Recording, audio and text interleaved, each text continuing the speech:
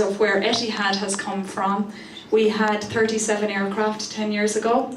We had 50 routes around the world. We now have over 120 aircraft and 204 more being delivered over the next number of years, and I think we'll take 12 of those this year alone. We have a new terminal coming out of the ground in Abu Dhabi, which will open in early 2019.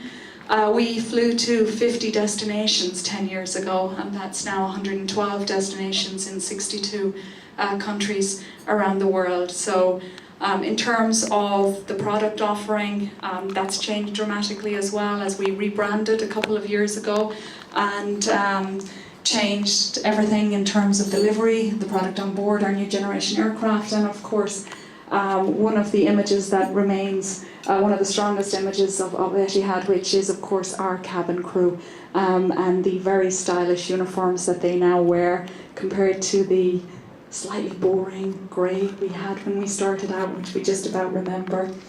But I know a lot of you that are here present with us today were also present with us when we launched in with a lunch in, I believe it was the Fitzwilliam Hotel, and also a night that went well into the morning in Crystal nightclub, which at the time had just opened and was very trendy, I assure you. And I remember on that night, and we were talking about this in the office this week, our CEO at the time, James Eoghan, came in and I won't say he threw a wobbler, but he kind of went, "Who the hell picked this place? This isn't a ballroom." And I kind of had to gingerly, having not met him, except maybe once before that, go, "I did."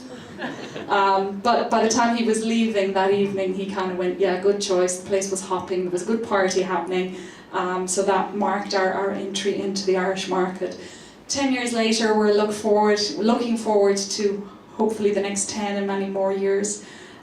We certainly are very committed to the Irish market, and I think the investments we've made over the years in terms of our lounge at Dublin Airport, and also our engineering base and the other investments we have made over the years in terms of sponsorships and some of the quieter things that we do as well, working with some of the local charities that we are very lucky in that we're allowed work with from Abu Dhabi, and we do that and change those every couple of years. But we will continue to invest into the Irish market. We will continue to work very, very heavily with the travel trade, whom we rely on very, very heavily in this market. We very much value the relationships that we have with all of you, and also with the other partners that we work with, some of whom you'll see around the room today. Tourism Ireland, Dublin Airport Authority, the various embassies that we work with, and also some of the other suppliers. I know Rebecca is here from MSC today, and some others who couldn't be with us.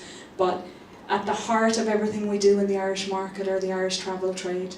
So we thank you for your support over the last 10 years.